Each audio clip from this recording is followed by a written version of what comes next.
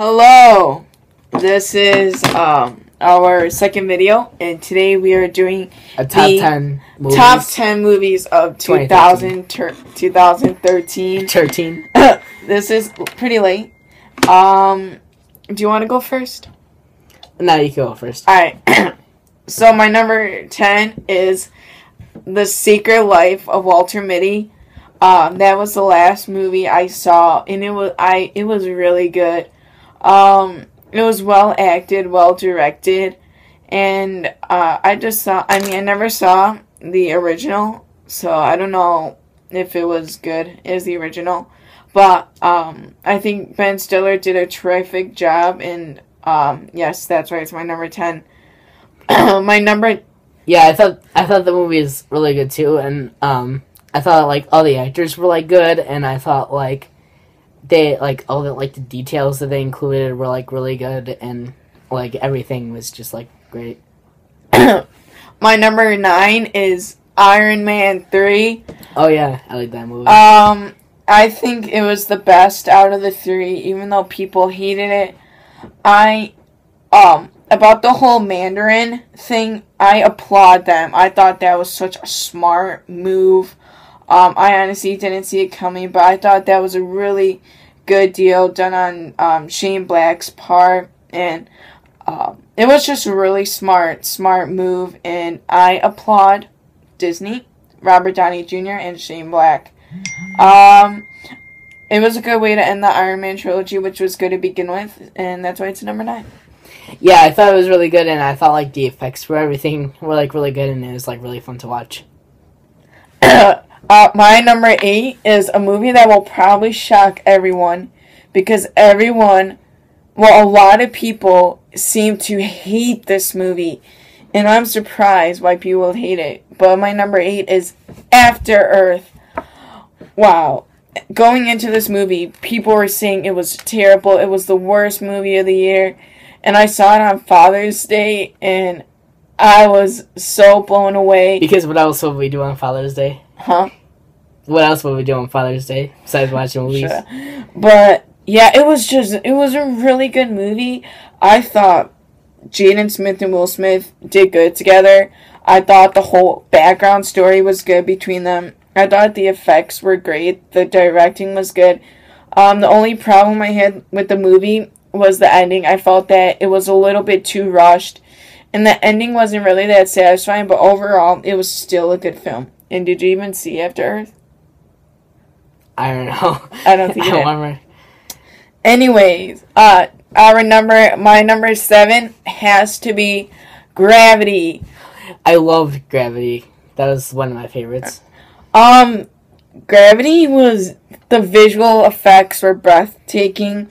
The first time I saw it, I did like it, but I didn't really enjoy it because this guy was sick and his sister was sick, so it wasn't really a fun theater experience. And then wait, how was it not a fun theater experience? Because you were sick. So I couldn't really enjoy it because I couldn't fool around. Anyway.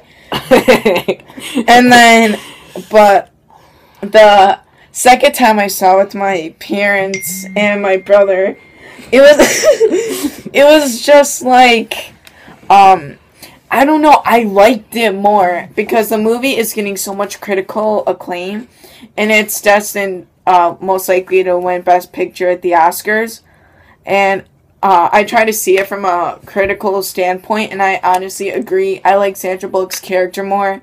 I thought she had more depth. I just thought it was a greater film the second time around, even though I still didn't like the theater experience the second time. I didn't do anything wrong. The second time I didn't enjoy it, but ignoring that, it was an amazing film the second time. Yeah, I really liked it because the effects were really good, and I actually did get scared a few times. Like some of the scenes like really spooked me. I'm on top of the world. And rounding out, numero 6.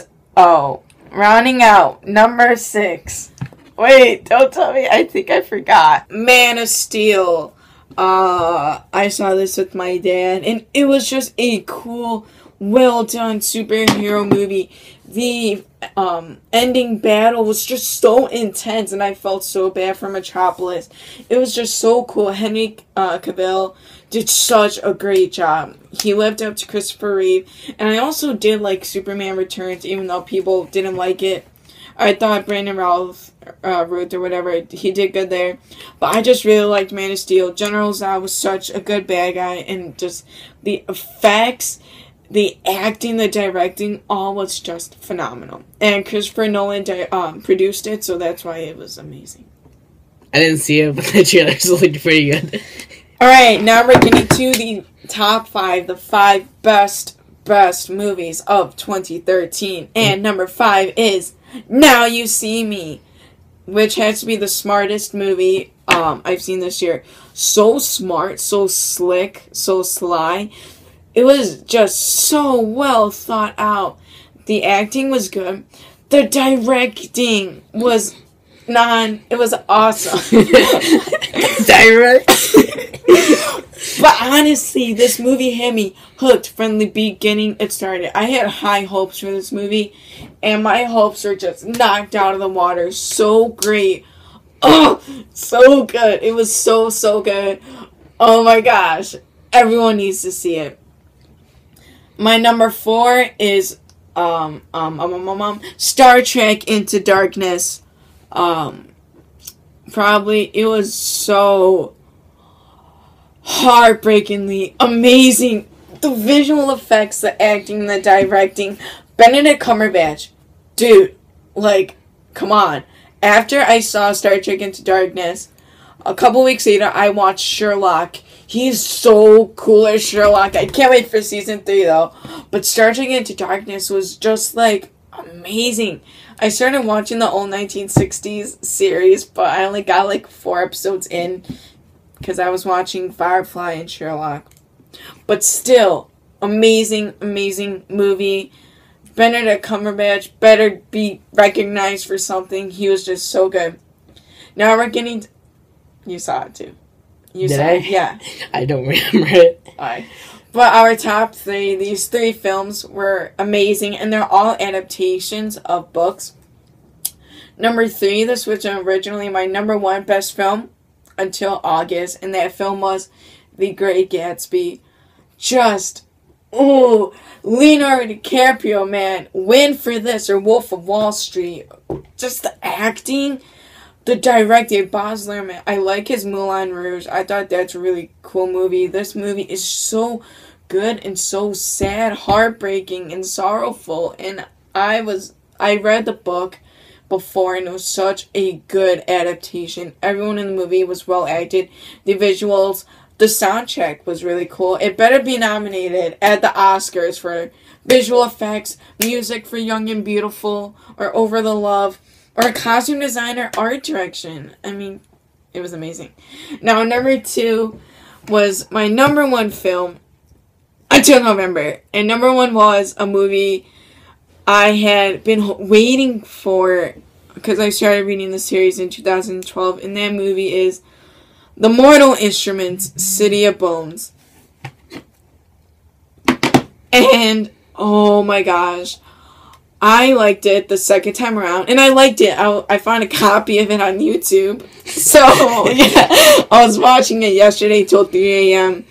And I liked it more the third time. It was just like, okay, sure they did change. It wasn't really a faithful adaptation, but I thought they gave it their best. I thought everyone did good. I think just because I love the book so much, I like the movie so much. Even though, like I said, they did do some changes. Simon wasn't turned into a rat. And, just some parts were changed. Magnus, he said it was, Godfrey Gale said it was his first American film. So, I mean, I thought he did okay as Magnus. But taking that away, I thought it was so cool. They had a good budget, so they could do everything well. Just, it was so cool. And, yes. And then I saw it with you the second time I saw it. I don't remember it. Alright. And number 1, the best movie of 2013 is The Hunger Games, Catching Fire. Oh, okay. You talk about how. Oh well, the effects I think were like really good, and like it looks like they put like a lot of effort and like money into like the budget was increased. The first movie's budget was $78 million. This one was $130 million. Keep going. And like I like the costumes that like everyone were wearing, and like the style of like all the people, and like the more advanced like places, not like the poorer places. But yeah, I thought everyone like looked cool, and like I liked the plot and like the love story and everything, and I thought it was just like pretty good overall. Guys, but Hunger Games, whoa, one of the best, closest book to film adaptations I've ever seen, second to Harry Potter.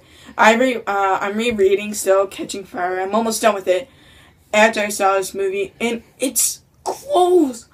Wow, Francis Lawrence, bro, you will really do good with Mockingjay. Do not screw it up. Don't screw it up. This movie was so amazing. The acting, the visuals, the costume, just the setting. With the increased budget and a new director, it felt so much more real, like The Hunger Games. The first Hunger Games was my third best movie of 2012. I loved that one so much. This one was so much more amazinger and betterer and coolerer, and it was just fantastic. Fantastic. But I have to say, 2013 was a decent year for movies. But those books, though, of 2013 were so amazing. Reading. You know, I read, like, half of the first Hunger Games, and that's only because my mom kept nagging me to read it, but then she forgot about it, so then I just had to I read 126 books in 2013, and so many of them I enjoyed. And we're gonna be, well, he doesn't read, so he'll be filming it for me. I only read if I had to. We're gonna be doing the top 13 best books of 2013. It was so hard. I already know my list. But yes, thank you for watching this video. And I did read like the first Twilight, even though everyone at school was making fun of me. And then I read half of the second one, and then I just stopped reading it. 3 things, guys. Like this video, comment this video, share this video, and number 4, subscribe to our channel. We have 0 subscribers so far. I'm David. Oh, I should subscribe to my other channel. I'm David. And I'm Michael. And this has been our top 10 movies 2013. And top 3 worst.